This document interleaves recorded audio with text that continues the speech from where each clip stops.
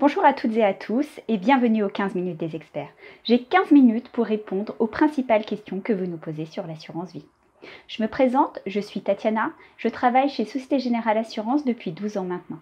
Je tiens également à vous préciser que je suis actuellement chez moi et donc je vais répondre à vos questions en me filmant avec mon téléphone portable.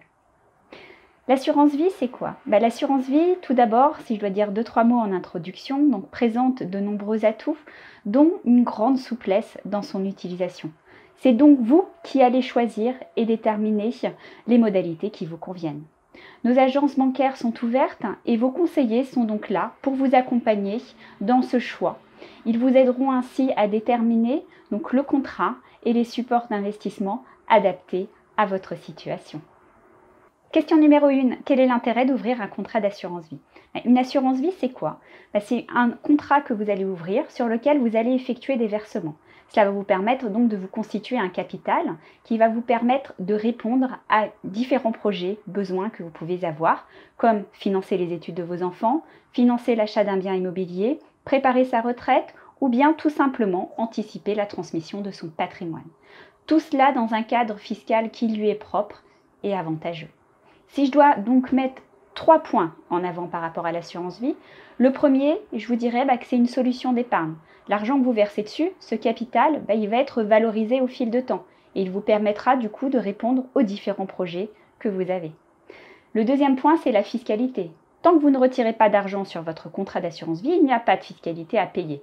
Si jamais vous effectuez un retrait sur le contrat d'assurance vie, dans ces cas-là, c'est les gains, ou alors ce qu'on appelle intérêts, qui seront fiscalisés. À noter qu'après les 8 ans du contrat, la fiscalité est plus avantageuse. Et le dernier point, le troisième point que je mettrai en avant, c'est la transmission, puisque quand vous allez ouvrir un contrat d'assurance vie, vous allez nous indiquer, vous allez nous désigner les personnes à qui vous souhaitez transmettre l'épargne acquise sur ce contrat d'assurance vie. Tout cela toujours dans un cadre fiscal qui lui est propre. Comment ça marche? Comment et sur quoi je verse? Tout d'abord, je voulais vous dire que toute personne physique peut ouvrir un contrat d'assurance vie. Il n'y a pas de restriction. Les enfants mineurs peuvent également ouvrir un contrat d'assurance vie. Donc vous les parents, si vous le souhaitez, vous pouvez parfaitement constituer un capital en ouvrant un contrat d'assurance vie au nom de vos enfants. Cela leur permettra de démarrer dans la vie active, de financer leurs études ou bien d'avoir un apport pour un futur achat immobilier. Comment faut-il faire? Il faut tout simplement faire un premier versement sur un contrat d'assurance vie. Après, les versements sont libres sur le contrat d'assurance vie, donc vous n'avez pas d'obligation de faire des versements récurrents dessus. C'est vraiment en fonction de votre capacité d'épargne que vous l'alimentez. La deuxième solution, c'est de faire des versements programmés. Donc là, les versements seront automatiques. C'est vous qui déterminez le montant et la périodicité. Bien évidemment, vous pouvez à tout moment modifier le montant, la périodicité, suspendre les versements programmés ou bien alors tout simplement les arrêter. Je voulais également vous dire que quand vous faites des versements sur un contrat d'assurance vie, il y a des frais que l'on appelle frais sur versement. Maintenant que nous avons vu comment on fait pour alimenter un contrat d'assurance vie, voyons sur quoi on verse. Il y a 2 types de fonds sur un contrat d'assurance vie. Il y a le fonds euro, support sécurité en euros, vous avez peut-être déjà entendu parler. C'est un fonds sur lequel le capital est garanti, net de frais sur versement dont j'ai parlé tout à l'heure, sur lequel l'assureur va attribuer une rémunération sur le capital qui sera versé sur le fonds en euros. Cependant, compte tenu des taux actuels, des taux qui sont relativement bas, l'espérance de gain sur ce type de support est plutôt réduite. À côté de ça, vous avez des supports en unité de compte qui sont investis soit sur les marchés financiers ou soit sur les marchés immobiliers. Alors ce type de support, bien évidemment, ils vont offrir une espérance de gain qui est beaucoup plus élevée que celle du support en euros. En revanche, vous avez une contrepartie qui est qu'il y a un risque de perte en capital.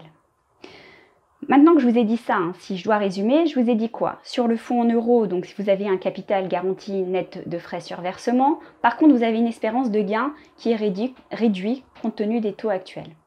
Sur le deuxième, vous avez un support en unité de compte sur lequel il y a une espérance de gain qui est beaucoup plus fort.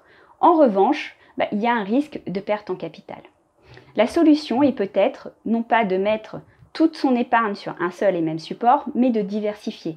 Pourquoi? Quel est l'intérêt de faire ça? Ça permet de répartir le risque, puis également de saisir toutes les opportunités de marché qu'il peut y avoir. Plusieurs opportunités de marché qu'il peut y avoir. Pourquoi? Parce qu'il est quand même rare que des supports de nature différente aient également la même variation dans le temps.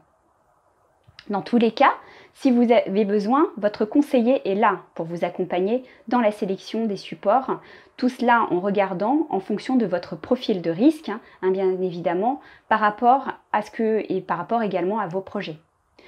Dernière petite précision, c'est pas figé, c'est pas parce que vous avez indiqué que vous allez aller sur le support X et que sur le support Y que ça va rester comme ça. Non, non, vous avez la possibilité dans le temps de faire des changements de support, de modifier les supports au sein de votre contrat d'assurance vie. C'est ce que l'on appelle faire des arbitrages. Comment puis-je récupérer l'épargne investie dans mon contrat d'assurance vie? Est-ce bloqué? Non, pas du tout. L'épargne n'est pas bloquée sur un contrat d'assurance vie. Je le dis, je le redis, vous pouvez récupérer à tout moment l'épargne que vous avez investie sur ce contrat d'assurance vie.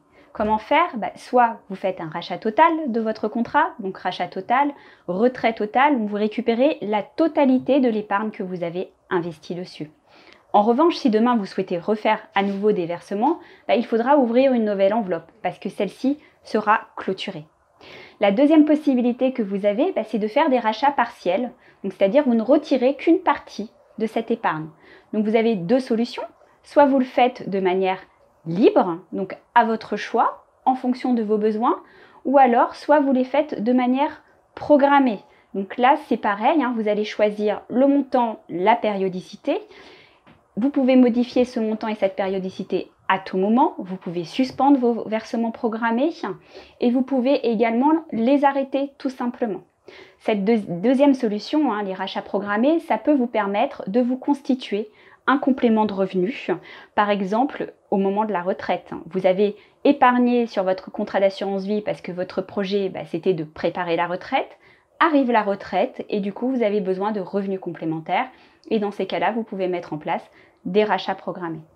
Cette deuxième solution, le rachat partiel, je vais inclure le rachat libre avec les rachats programmés, ça présente quand même un avantage, c'est que vous ne clôturez pas votre enveloppe. L'enveloppe reste ouverte, tant que vous laissez donc un minimum sur le contrat, dans ces cas-là, l'enveloppe reste ouverte et cela va permettre, vous laisser la possibilité de faire à nouveau des versements. Pourquoi c'est important finalement de laisser cette enveloppe ouverte? Parce que je vous l'ai dit à la question numéro 1 que l'un des intérêts du contrat d'assurance vie, c'est de c'est d'avoir une fiscalité avantageuse et notamment après les 8 ans. Et les 8 ans, comment ils se calculent? Ils se calculent par rapport à la date du premier versement. Donc si vous fermez votre enveloppe, votre antériorité fiscale de votre contrat va se recalculer. Ce qui m'amène à vous dire une chose, c'est qu'il peut être opportun de faire un premier versement, même si vous n'avez que très peu à investir sur un contrat d'assurance vie, tout simplement pour prendre date. Que se passe-t-il en cas de décès? Alors l'assurance vie, on vient de le voir, donc c'est un outil qui vous permet de vous constituer une épargne sur lequel vous pouvez faire des versements et des retraits à votre gré. Mais c'est également un excellent outil de transmission du patrimoine.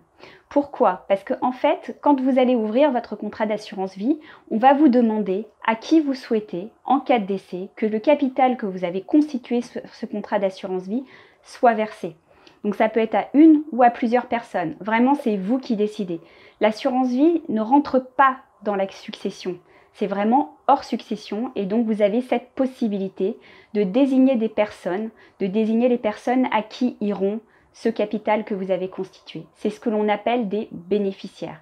On parle donc de clause bénéficiaire. Donc la clause bénéficiaire, c'est la possibilité, c'est le fait de désigner des bénéficiaires du contrat d'assurance vie.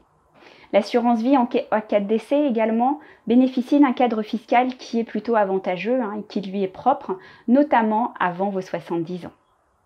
Pour terminer, je vous dirai juste simplement que pour la fiscalité, que ce soit votre conjoint ou que ce soit votre partenaire de Pacs, si vous l'avez désigné bénéficiaire du contrat d'assurance vie, il pourra recevoir donc les capitaux décès sans avoir payé de droits et ce que les versements aient été faits avant ou après vos 70 ans.